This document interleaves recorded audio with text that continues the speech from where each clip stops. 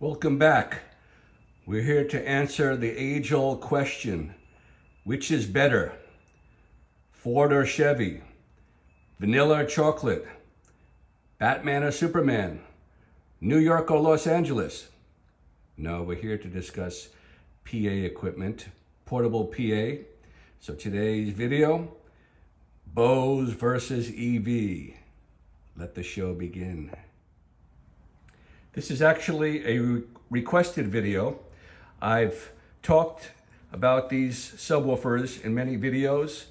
I paired them up with different portable PA speakers, but the age-old question always comes back, which is better? Which should I buy? Bose or EV? So let's talk about it. On the left, we have the Bose Sub1. On the right, we have the EV ELX200-12SP. It's a tongue twister. 12 meaning 12-inch subwoofer. The Bose is a racetrack driver. I'm not exactly sure if it equals 12-inch, but it's their own design. So these speakers are similar price range. The weight is not too far off. Obviously, the form factor is different, so that's going to be a deciding factor. And looks, I'm going to put some common tops on top of these speakers, portable PA, and then hopefully you can make a decision. There's definitely a difference in opinion of which one looks better, especially if you are charging people. If you're a giggy musician, you might think your customers might like one look over the other. So let me set up some portable PA tops and we'll take a look at what they look like. So here's what they look like with two common portable PA tops. In this case, it's the Mackie Thump Go. So it's really a preference of how you like the aesthetics, how you like the look of it. So the Bose Sub1 on to the left lays flat, if you like that look. And the EV is more of your traditional square cube sub. And they carry differently. The Bose carries like a big airport suitcase. It's weighted very nicely in the hand. And then it has a grab hold on the bottom. So I find it very easy to carry besides the low weight. And the EV has two nice handles, also easy to carry, heavier, but definitely a little bit harder to carry. I carry that, I lift it up, and then I kind of cradle it against my stomach, and that's the way I carry it.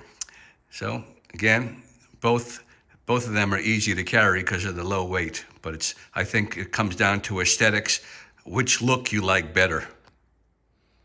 If you're a follower of my channel, you know I have a number of subwoofers. So I have quite the spectrum.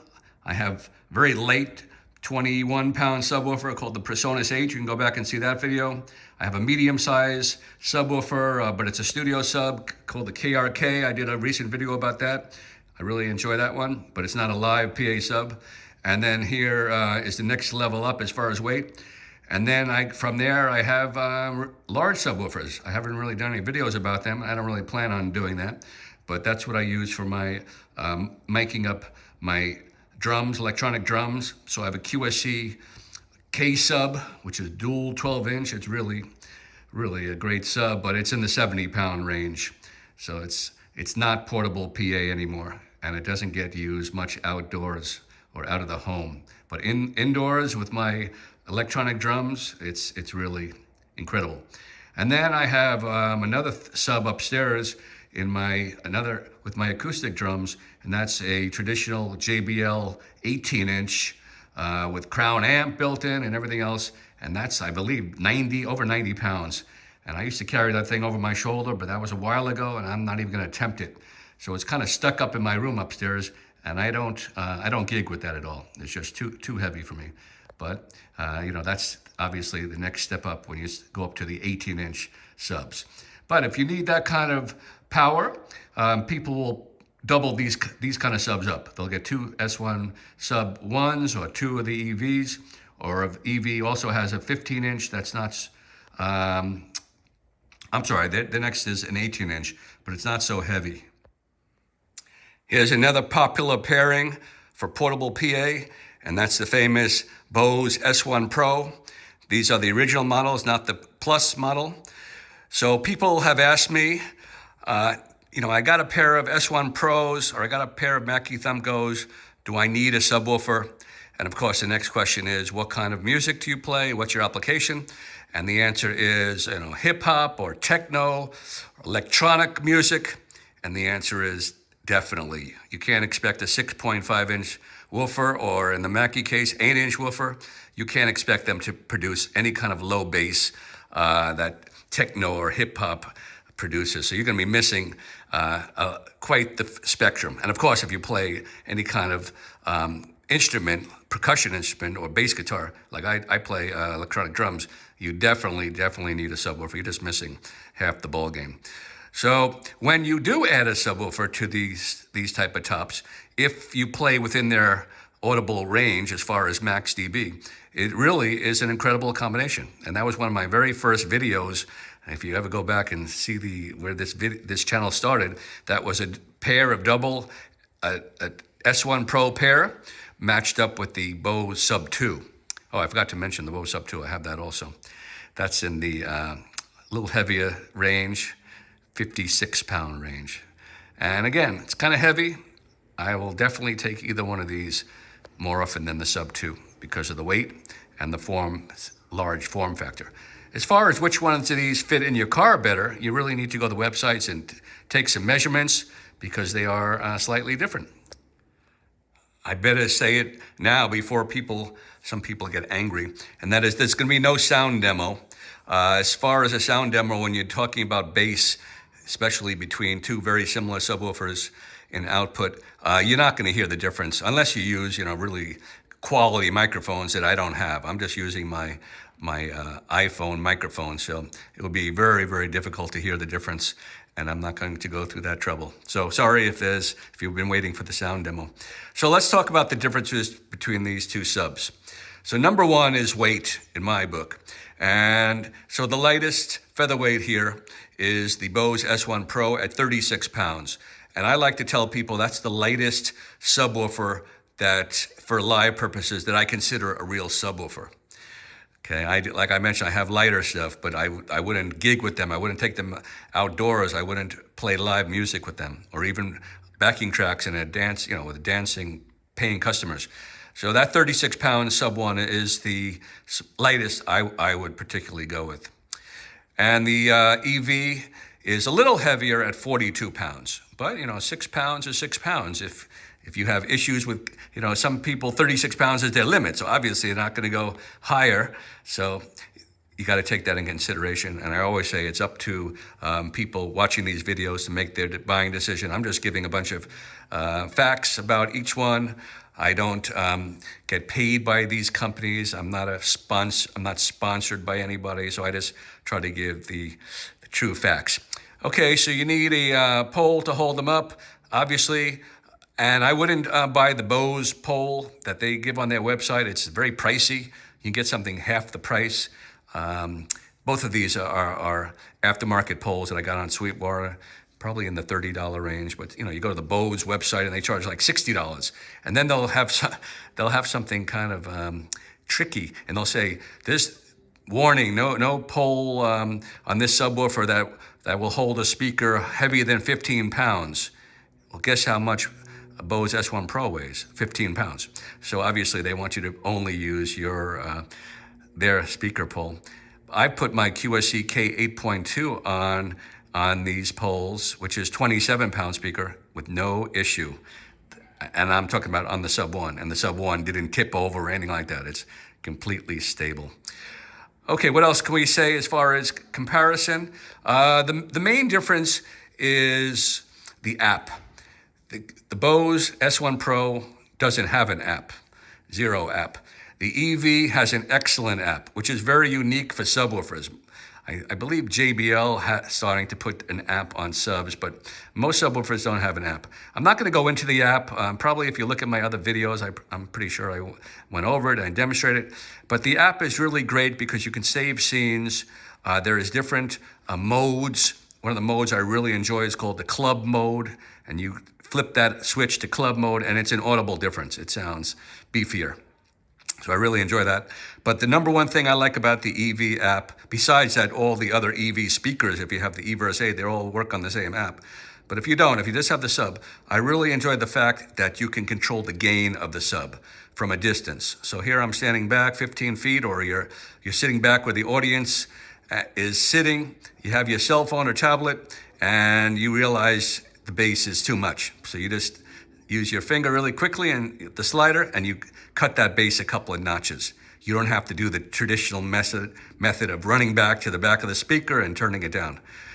On the other side of the coin, you're sitting back where the audience is or near the dance floor, and you realize it could use a little more bass. So you just bump that bass up a little from a distance. So to me, that is really a great technology that is lacking in all the years that I ever played live PA equipment. So to me, it's really wonderful. I'm not planning on buying any other subs without any kind of app, without gain control. Another nice feature is that you can also mute the sub. That's a nice way to dial in the sub. I bring it up to 11 o'clock, I listen to it, then I mute it, and I say to myself, can I boost it a little higher? I can tweak it up and down. So I really like that mute function too. So app is very important for me. Some people, no. I should have said before I took the Mackeys down, the Mackeys, you can't even play those particular speakers directly into the sub if you want to keep your Bluetooth. They don't transmit signals. You have to use some kind of mixer first, where these speakers, you can, if you want to keep your Bluetooth and travel light, you can just go from the AUX out, XLR out into the subs, and it'll work. So that's nice as far as S1 Pros. Price. Some people they'll make their decision strictly on price. And that is the Bose Sub1 is $900. It's been that price for, I don't know, since it came out, I believe. I don't think they budged on the price. ELX200-12SP. That price has gone down. It was $900, and now they've bumped it down to $800. So that's definitely something you want to consider. Construction. They're both rugged, both gig worthy, but the difference, they both have metal grills, but the Bose uses some kind of polypropylene, whatever you call it, plastic, high-tech material. So let's hear how that sounds. And then EV uses wood. Some people claim wood sounds different. I don't have that discerning ear, but again, it's a factor. And of course, wood is usually heavier, right? Both subwoofers go down to a similar performance as far as frequency response. They both go down to 40 Hz, which is very typical for live PA subs. If you want something to go down even lower, I would recommend the Bose Sub2 that goes down to 37. And I hear the difference from my kick drum, but 40 is very common. One thing I didn't mention about the app that is important on the EV sub, and that it has low pass adjustments. You have a choice. It has 80 Hz, 100, 120, or 150. And again, you can flip those around, switch them out and in using the app from a distance. So you can actually hear, you can hear a difference if that's what you need. So the Bose, on the other hand, is fixed. I don't know what it's fixed at. It's probably maybe fixed at 100 or 80, not sure. So you might be still looking for some major differences between these subs. You might say, well, the weight is pretty similar. I can handle that couple of extra pounds. The form factor isn't a big deal for me. The construction is good on both. I don't really care if it's plastic or wood. Price is fairly similar. You know, I'm willing to spend another $100 if one sub is better than the other. So here's something that you need to consider, and one of the reasons why I like one better than the other, and that is output. Of course, if you're looking for a subwoofer, you're probably looking for something that thumps, right? if you're a drummer like myself, you want that kick drum to hit you in the chest and sound like a real acoustic drum. So the Bose S1 Pro, the highest rating I've seen is 125 dB. I've seen lower, I've seen 124, I've seen 123. So I'm just gonna give you the 125 figure decibels. That's the loudest it will produce in a setting from the factory. But on the EV, on the other hand, you have 129. So 129 dB compared to 125. So 4 dB is audible, is considerable. So there you go. You might be making a decision if you don't need the lightest, or you don't need the least expensive, or you don't care about form factor, you're looking for the greatest output for your money.